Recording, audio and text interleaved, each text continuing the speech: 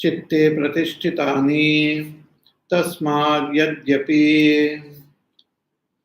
बहुविध अचित्तो भवति नायमस्ति इति एवैनम् आहुर् यद् अयं वेद यद्वा अयं विद्वान् नेत्थम् अचित्तः स्यात् इति अथ यद् अल्पविच्चित्तवान्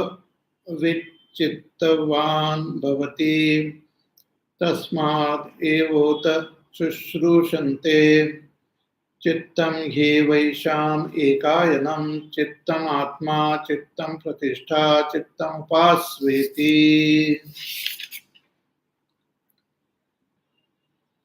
So the teacher Sanat Kumar tells Narad Ji that all that you have learned, all the Vedas, Itihas, Puran, and all the Vidyas are just name.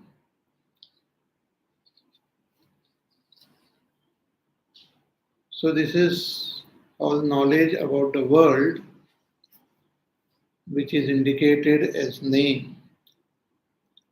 The world is just a form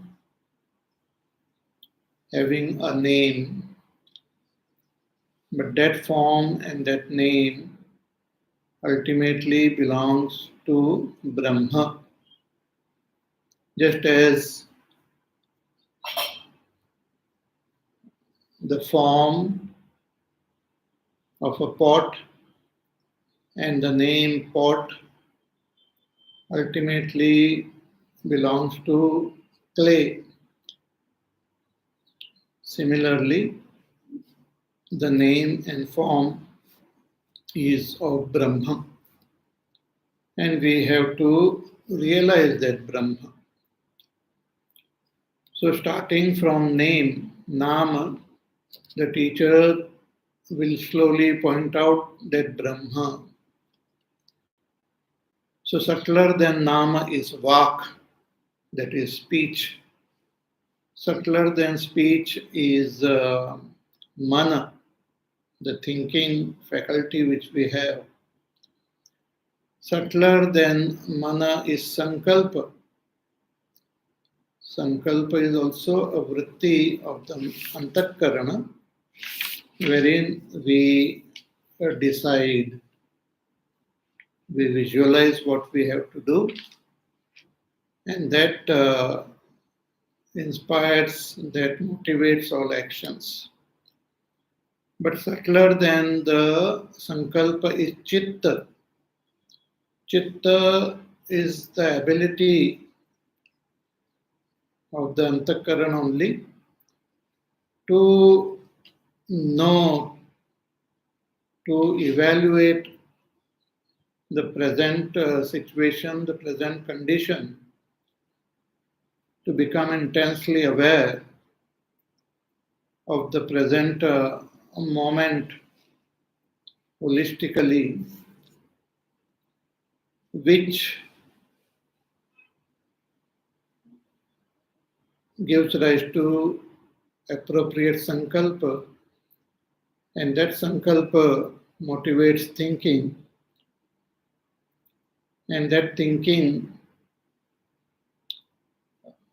motivates action, speech, or other action, which culminates in nama, which become one in all the mantras. And as per the mantras, again, one performs action which gives rise to the result as the various loka. So everything is sustained in chitta, and is it merges into chitta. So the teacher tells Narad Ji that you meditate on chitta as Brahma. Chittam upasveti. You meditate on this Chitta or Chittam as Brahma. It's like when we say that you meditate on this pot as clay, or the name pot as clay. Similarly, meditate on Chitta as Brahma. So, what is the phala, what is the result of such a meditation? That the teacher reveals now in the third mantra of the fifth section. So, let us chant. Sayaschittam Brahma iti upaste चित्तान् वै स लोकान् ध्रुवान् ध्रुवः प्रतिष्ठितान् प्रतिष्ठितः अव्यथमानान् अव्यथमानो अभिसिद्ध्यति यावच्चित्तस्य गतं तत्र अस्य यथा कामचारो भवति यश्चित्तं ब्रह्मेति उपास्ते अस्ति भगवः चित्ताद् भूय इति चित्ताद् वाव भूयोऽस्ति इति तन्मे भगवान् ब्रवीतु इति. So the Shruti says कि यश चित्तम ब्रह्म इति उपास्ते, one who meditates on chitta as Brahma. So one has to understand what is chitta, bring that understanding in our antakarana, and meditate on that chitta as Brahma, as the supreme Satyam Jnana Anantam Brahma. When one is able to, then such a upasak attains the worlds of which is the dhruva, as mentioned before also. So chittan vaisalokan dhruvan dhruvaha. So it attains the world which is dhruva, means which is steady and eternal, means lasting for a long time, and also endowed with chitta, means endowed with understanding. The world will be endowed with understanding, and the person, upasak himself, becoming absolutely steady and full of understanding, attains this world. So endowed with chitta, the upasak attains this world. Also he attains pratishthan pratishtitaha, the world of all prosperity, by himself becoming prosperous. Also attains those worlds which are free of all fear, avyathamanam, free of fear of enemies, of any other fear of pain, sorrow, by himself becoming fearless. Abhisidhyati, attains all these worlds, one who meditates on chitta as Brahma. Further, the teacher says कि यावत् चित्तस्य गतं तत्र अस्य यथा कामचारो भवति. Also, whatever be the range of this chitta, the domain of the chitta, in that domain, this upasak gains a free movement. Means he can move in that domain of the chitta, which is very vast, and he can move free of all obstacles as per his wish. So yatha kamacharo bhavati. Yes, Chittam Brahma iti upaste, one who meditates on Chitta as Brahma. So after hearing this, Naradji asks the teacher, कि अस्ति भगवान भगवः चित्ताद् भूयः इति, that hey Bhagwan, my divine teacher, is there anything greater than Chitta? So the teacher says, Chittad Vava Bhuyah Asti iti. Yes, there is something greater than Chitta also. Greater than Chitta, subtler than Chitta, which propels the Chitta. There is something. So Naradji requests the teacher to please reveal that knowledge to him. Tanme Bhagwan Bravitu iti. Please tell me about it. So the teacher now reveals what is subtler than Chitta in the next section, section number 6. So let us chant the first mantra. Dhyanam vava chittad bhuyah dhyayativa prithvi dhyayativantariksam dhyayativa dhyauhu dhyayantiva o dhyayantiva parvata dhyayantiva deva manushyaha tasmadya iha manushyanam mahatam prapnuvanti dhyana padansha ivaiva te bhavanti अथ ये अल्पाः कलहिनः पिशुना उपवादिनः तेथ ये प्रभवो ध्यानापादांश इव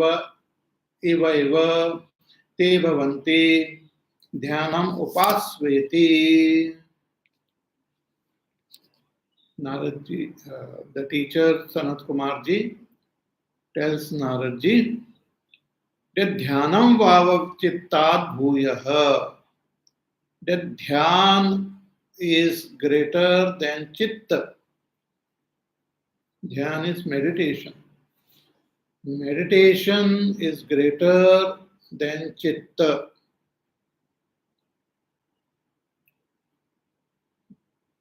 And the greatness of this meditation, the teachers gives examples. Ki dhyayati iva prithvi. One can see this earth itself as though it is meditating. Dhyayati va antariksham. One can see the inner space as though meditating. Dhyayati va dhyauhu. One can see the outer space as though meditating.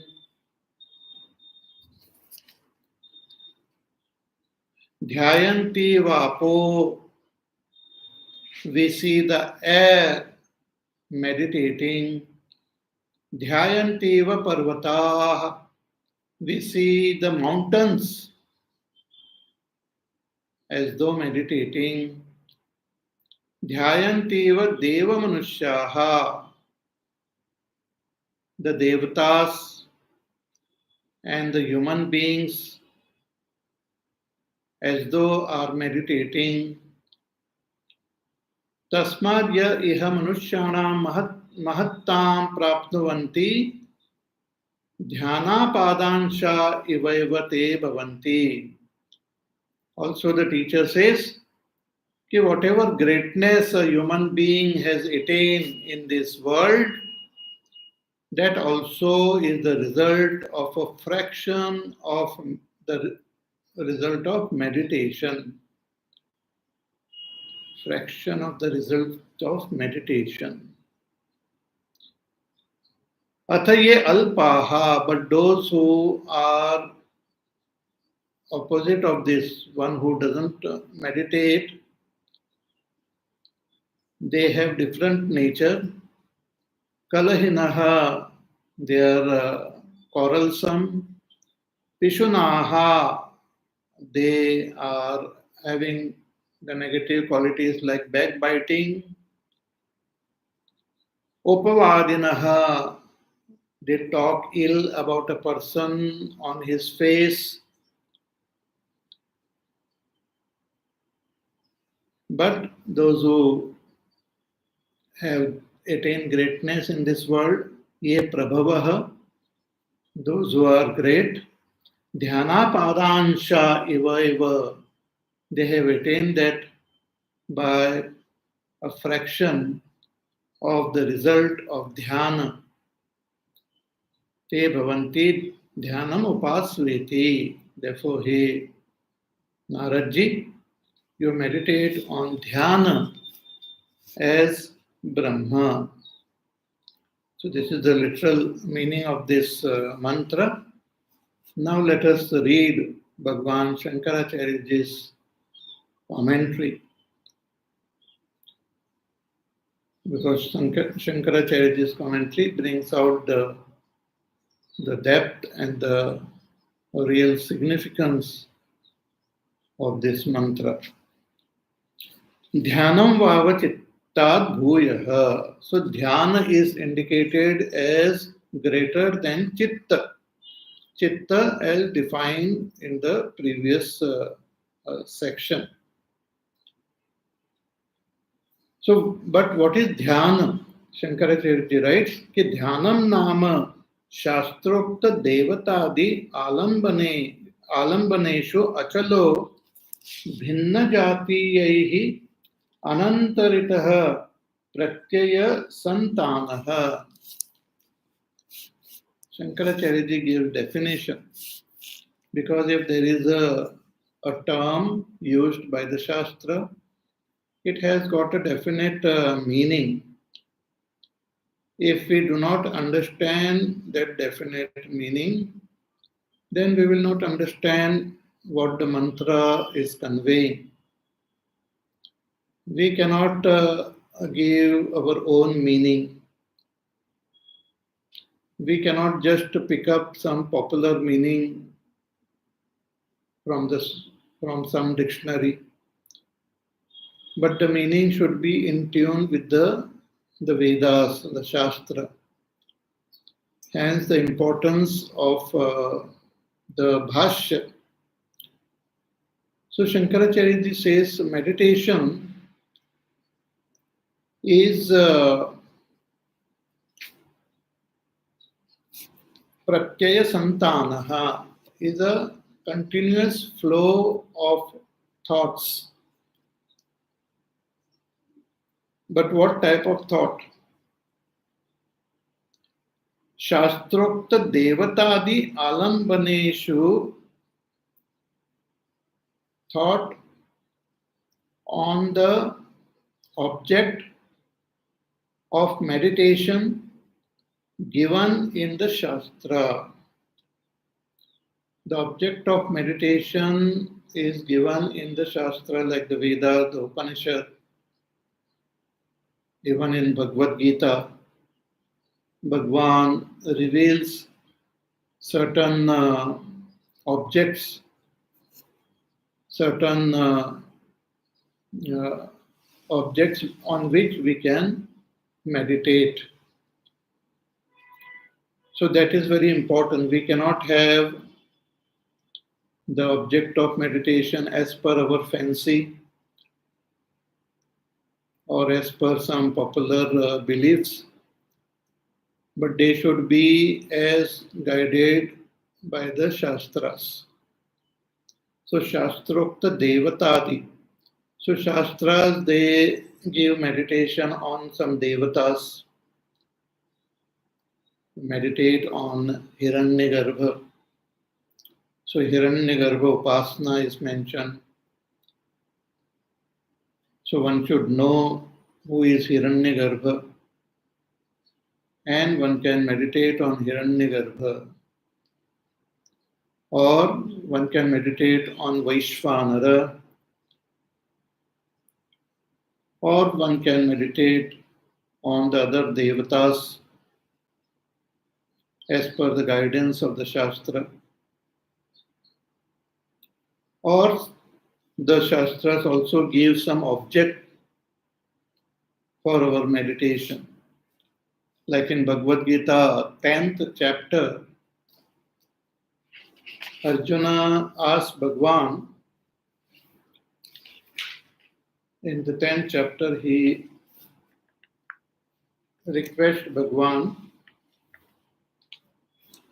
कि कथम, in the 17th mantra, 17th shloka, कि कथम विद्याम अहम योगिन त्वाम सदा परिचिंतयन् केषु केषु च भावेषु चिंत्योसि भगवन् मया, कि हे भगवान, how can I know you, how can I recognize you by doing your chintan? What are the various expression of you on which I can do your chintan so that I can recognize you? Keshu keshu cha bhaveshu chintosi bhagwan maya. Bhagwan is so vast, Bhagwan is infinite. Our buddhi cannot comprehend that infinity. But Bhagwan alone is expressing as this world. Bhagwan alone is expressing as all the devatas. So one can take support of this expression to meditate on Bhagwan. So Arjuna is asking that what are the various supports, alamban, which I can take to meditate on you. So Bhagwan reveals that in the following shlokas. In the 20th shloka of the 10th chapter, Bhagwan says कि अहम आत्मा गुढ़ाकेश सर्वभूताशय स्थितः अहम आदिश्च मध्यञ्च भूतानाम अंत एव च. That you can meditate on your Atma itself as my own self. Atma means the Pratyagatma, the Sushupta Atma, that what we are when we are in deep sleep, free from the Sthul and Sukshma Sharir. We remain alone in our deep sleep. That is what is called the Pratyak Atma or Kshetrajna, which is present even in the waking. But in the waking, one doesn't recognize it due to the identification with the Sthula Sharir and Sukshma Sharir. So in the waking state, we have to shift our attention from the Sthula and Sukshma Sharir, identify that Pratyagatma, our own self, and meditate on that self as Brahma, as that Ishvara, as Brahma. So this is a very subtle meditation mentioned in Bhagavad Gita. A very qualified and spiritually evolved seeker will be able to do this. But in case we are unable to do it, then Bhagwan gives lots of other alamban for our meditation. So there are some more than 80 alambanas are given. They are called vibhutis in this 10th chapter of Gita. Like Bhagwan says that you meditate on Samaved as my own vibhuti, as myself. You can meditate on the moon as my vibhuti.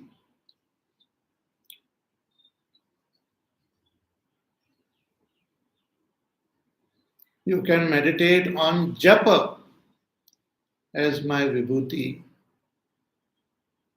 You can meditate on Ashwatha Vriksha as my vibhuti. You can meditate on Naradji as my vibhuti.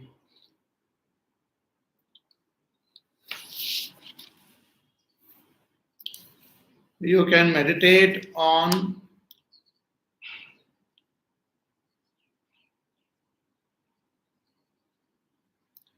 Bhakta Prahlad as my vibhuti.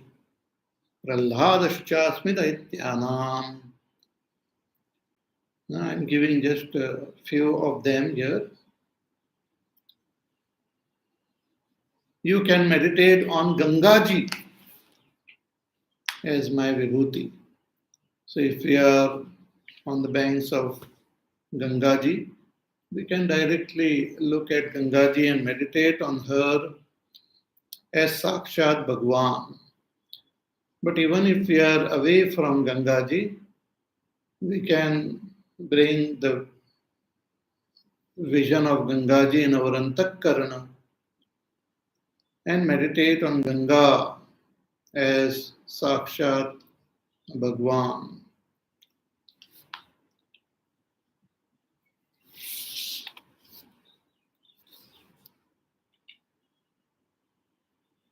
Bhagwan says, you can even meditate on that as my vibhuti. Mrityus sarva harashchaham udbhavascha bhavishyatam. Bhagwan also says,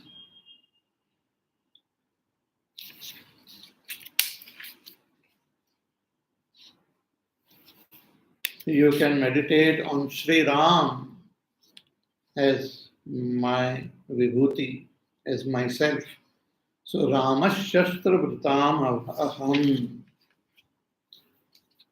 So in this way, many vibhutis are indicated in Bhagavad Gita.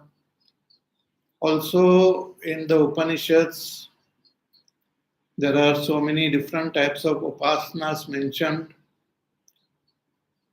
So to bring the thought of those vibhutis given in the Shastras, and to maintain that thought continuously, to maintain that understanding continuously without a break is what is called dhyana.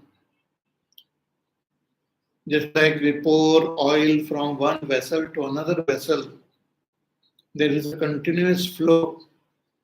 Similarly, there should be continuous flow of thought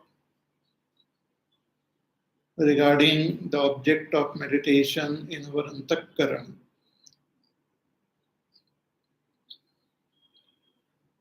In Upadesh Sara, Bhagwan Ramana Maharshi Ji gives example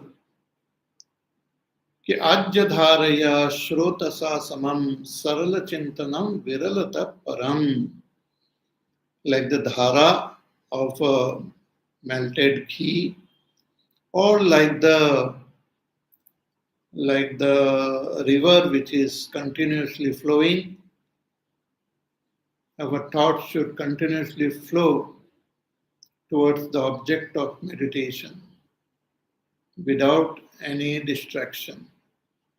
The total focus, total concentration, that no other thought should disturb our meditation. No other feeling, no other thought, no other idea should disturb. So continuously meditating on the object of our meditation. We know the example of Valmiki ji, who meditated on Sri Ram as described by Narad ji to him.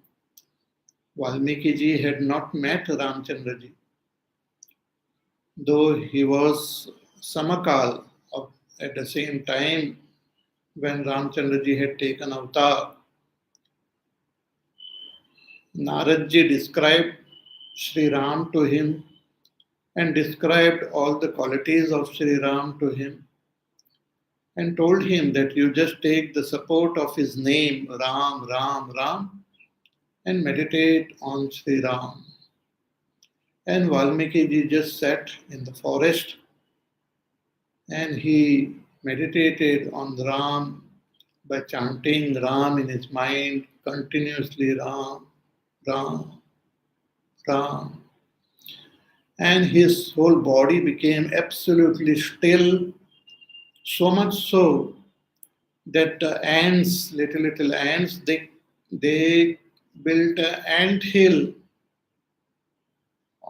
over his body because he was so absolutely still and such a divine vibration that the ants who are so sensitive, they could feel absolutely secure and fearless on his body, so they just built that ant hill around him. And he was not aware of anything.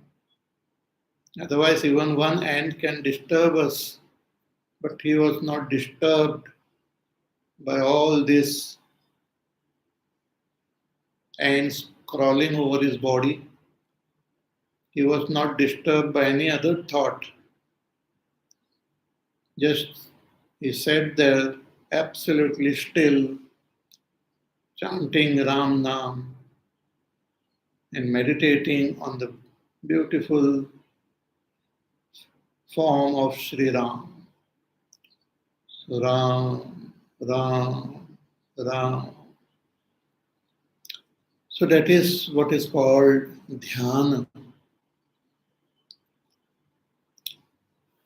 So dhyanam nama shastrokta devatadi alambaneshu achalah. Achalana means steady, without getting disturbed, without flickering. In Gita, Bhagavan gives the example of a lamp kept in a windless place. You can see the flame absolutely steady. It doesn't flicker. Similarly, the mind is awake. The mind is alert. The antakarana is alert of a dhyani, but it continuously flows towards the object of meditation. He is not asleep. He is not dreaming. He is absolutely fully awake, intensely awake, completely in sattva gun. Achalah भिन्न जातीयैहि anantaritah, and without having any other thought, without having any contradictory thought which contradicts the thought of the object of meditation. No other thought should be entertained. Pratyaya santanaha. So only that continuous flow of that thought, because the antakarana, when it is awake, there is constant pratyaya keeps happening according to whatever our object of meditation or whatever we are doing, constant the thoughts keep on coming. So to maintain one particular type of thought is what is called meditation. See, just like the rays of the sun, they are all scattered everywhere. But if you hold a magnifying glass, then the rays falling on that glass can be focused on one particular point. And that point, the rays become so focused that it can even burn any object placed there. Similarly, our thoughts generally are scattered everywhere. We think of the past, we think of the future, we are excited about the present. So thoughts are just wandering. If you observe your own antakarana, you will find that the thoughts keep wandering.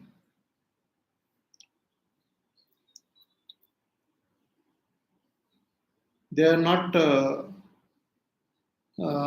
a particular kind. They keep changing the topic. Our thoughts keep changing topic. Even if you listen to people talking, they will start with one topic and then where they will move is unpredictable. So that is the very nature of a distracted mind.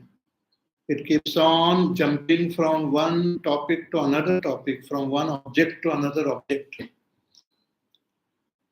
Meditation is to maintain that one object alone.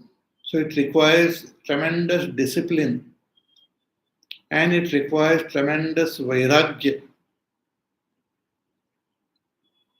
and it requires continuous practice, abhyasa. In Gita also Arjuna asks Bhagwan, he tells Bhagwan that this meditation is so difficult, my mind is so restless, it keeps on running from one object to another object. So I don't think this meditation is possible.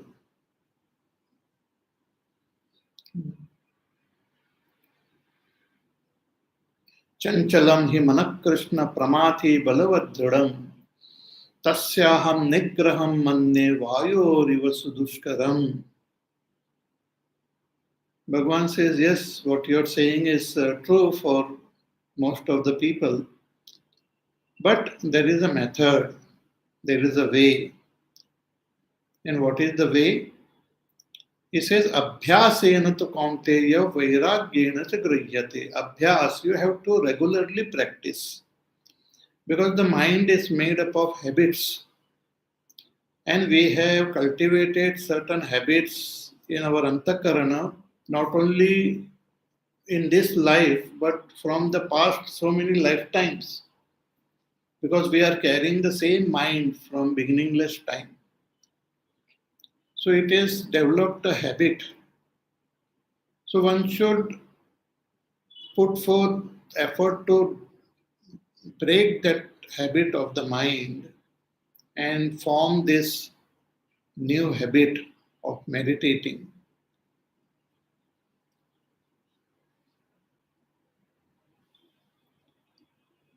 So when it is, so that requires abhyas, that is called abhyas, constant practice, and also vairagya, dispassion towards everything else.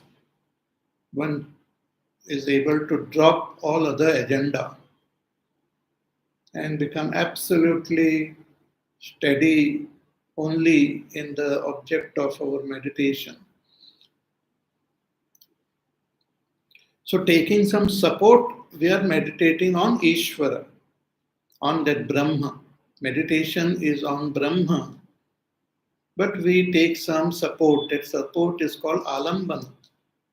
So the support can be some devata or some vibhuti of Bhagwan. So भिन्न जातीयैः अनन्तरितः प्रत्ययः संतानः एकाग्रतेति yam ahuhu. So this upasana, this meditation is also called ekagrata, single pointed concentration, to focus our attention on one point only. One point means on that object of meditation. No other thought, no other thing is allowed. So that continuous flow of the thought towards that object of meditation is called dhyana. And the dhyana is it gives so much of alertness, and it brings the whole our attention in the present moment. See, the mind, when it is distracted, it either goes into the past or goes into the future or gets excited about the present. So without getting excited about the present, without going into the past and future, when we bring our whole attention in the present moment itself, in the intense present moment, we are not imagining ourselves meditating. We are not remembering ourselves meditating. Meditation is not a remembrance. Meditation is not imagination. Meditation is something which you are doing in the present moment. Just like when we see something in the present moment, we see this pot. In the present moment, it is not an imagination. It is not something which I am remembering. If it was not there, I just remember the pot, that is the memory. Or I imagine something in future, but this is something which is there in the present moment. Similarly, we have to meditate on the object of meditation which is present in the present moment. So the mind doesn't go into the past or future. So total focus, attention, when we give to that object of meditation and continuously think about it, then that is called meditation. And when we have this ability of meditating, of focusing, then automatically this gives rise to that chitta, which further gives rise to sankalpa, and all other things will follow.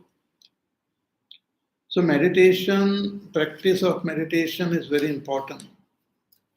The teacher gives some example here. Drishyate cha dhyanasya mahatmyam falatah. One can see the greatness of meditation from its result. Katham, how? So Shankaracharya writes, Yatha yogi dhyayan nischalo bhavati dhyana falalabhe. Just as a yogi, a dhyana yogi who is meditating, he becomes nischalaha. Nischala means absolutely steady.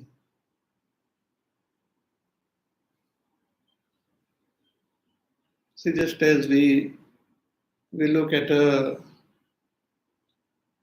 we look at, at nature, we see a bird which is flying.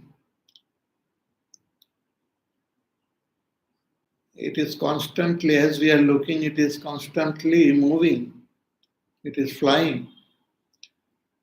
Then we take a photograph of that bird as it flies.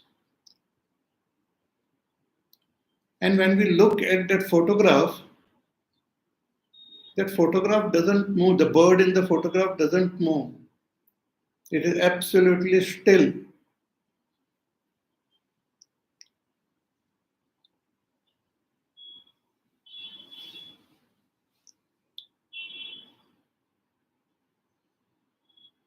The mind creates the illusion of movement, but otherwise it is still. At a particular given moment, the world is still. The yogi who is meditating, he also becomes absolutely still. Because he is meditating on that Ishvara who is beyond time, who is present everywhere, in whom there is no movement. So yogi also becomes absolutely still. So yatha yogi dhyayan nishchalo bhavati dhyana phala labhe. When his meditation fructifies, he becomes absolutely steady, absolutely still. Means deeply there is no movement. Just like we see the fan rotating, but the center of the fan is absolutely still. The yogi also is established in the stillness within. So this we see while observing nature. So the teacher gives example from nature. He says you look at the earth. Evam dhyayati evam nischala drishyate prithvi. If you look at the earth, especially the mountains, you find them a great stillness and steadiness in them. Especially if you look at those Himalayan mountains, Gangaji is flowing in front, and the mountain range is there. If you look at those majestic mountains, they are just absolutely still, as though meditating. Dhyayati iva. Most fascinating examples the Shastras give from nature. Evam dhyayati iva nischala drishyate prithvi. So the earth also appears so steady. In the cities and all, if you don't see mountains, we can see these buildings, skyscrapers. They also just appear absolutely steady, as though meditating. So evam dhyayati eva nischala drishyate prithvi dhyayati va antariksham ityadi samanam anyat. Also we see the antariksha. Antariksha means the inner space, means the space within our solar system is called antariksha. Therefore the satellites and all which are sent, antarikshayan, inner space. Inner space means space within the solar system. The space outside the solar system is is the dhyav, the heavens, the outer space.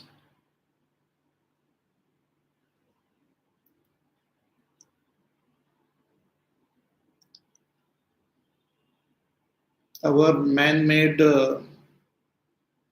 satellite or a rocket which is sent has not even crossed the solar system yet. It is moving for past so many years. They are moving. They have not yet crossed the solar system. Solar system itself is so vast. The planets are there, then beyond the planets, the Oort cloud, so many things are there. Then the nearest star is about 4 light years away. But outside is the outer space. So the space also, when you look at space, it is also absolutely steady, still, as though meditating.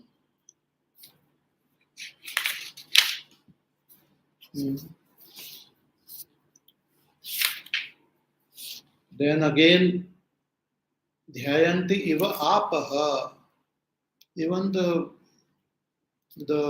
wind, though it is moving constantly, but it is always established in its own nature. It doesn't move away from its own nature. It is as though meditating. Dhyayanti iva parvataha. And the mountains are the most fascinating. When we look at them, they appear so still and so fascinating, as though some yogis are sitting there and meditating. Dhyayanti iva deva manushyaha.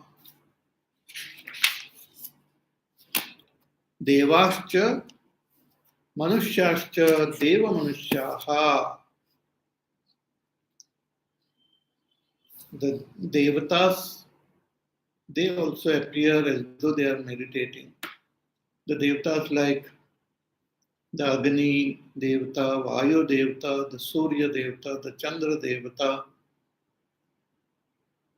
they also appear meditating. They are not distracted. You don't see the Chandrama so distracted that he forgets to rise, or the sun very distracted, get disturbed. No, it remains steady in its own nature. Manushyaha, human beings also you see remaining in their own nature as though meditating. Or another meaning of the Deva Manushyaha is Manushya eva va Deva sama. Deva Manushyaha. Human beings like the Devatas, having the qualities of the Devatas. What qualities? Shamadi guna sampannaha. Like Shama, Dama, Parama, Titiksha, Shraddha, Samadhan. All these are Devi qualities. When a human being possesses these divine qualities, then they become like the Devatas only. Manusya Deva Swarupam na jahati ityartaha. And they do not give up these qualities.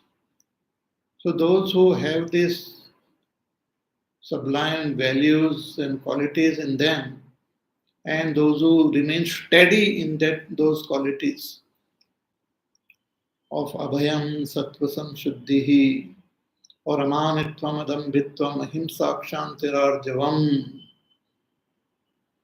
and they remain steady in their qualities. That steadiness in their remaining steady in their quality is what is like meditation only. not getting distracted. When Nachiketa approached Yamrajji, Nachiketa requested Yamrajji to teach him Brahma Vidya. Yamrajji tried to distract him by offering a lot of pleasurable objects and all. But Nachiketa was very steady in his own firm resolve and understanding. He did not get distracted. That is also meditation. He told Yamrajji, Tavaiva vahastavanatya gite. You keep your dance and music to yourself. I only want to gain self-knowledge. So those are the greatness of meditation, examples of meditation. More about this we will see in our class on Monday. So till then, you take care, be happy, safe, peaceful, healthy, do your work, do your sadhana.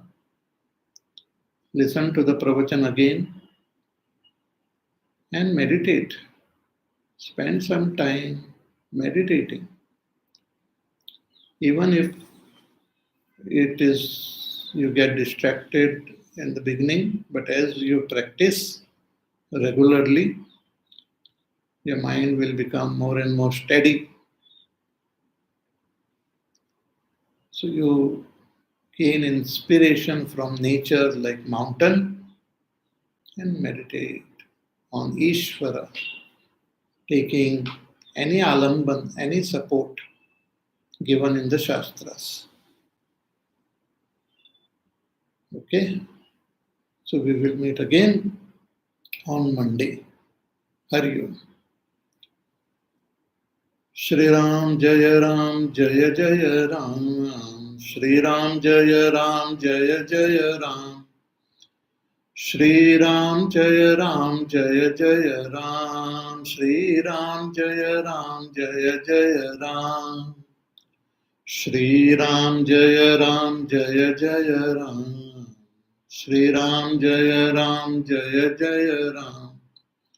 Shri Ram Jaya Ram Jaya Jaya Ram.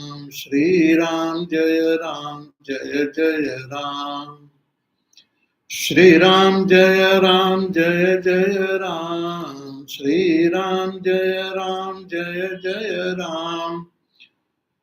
Shri Ram Jaya Ram Jaya Jaya Ram. Shri Ram Jaya Ram Jaya Jaya Ram. Shri Ram Jaya Ram Jaya Jaya Ram. Shri Ram Jaya Ram Jaya Jaya Ram. Shri Ram Jaya Ram Jaya Jaya Ram. Shri Ram Jaya Ram Jaya Jaya Ram. Jaya Jaya Ram. Jaya Jaya Ram. Bole Siya Ramchandra Bhagwan ki Jai. Om Purnamada Purnamidam Purnat Purnamudachyate Purnasya Purnamadaya Purnamevavasishyate. Om Shanti Shanti Shanti. Hari Om Shri Gurubhyo Namaha. Hari Om.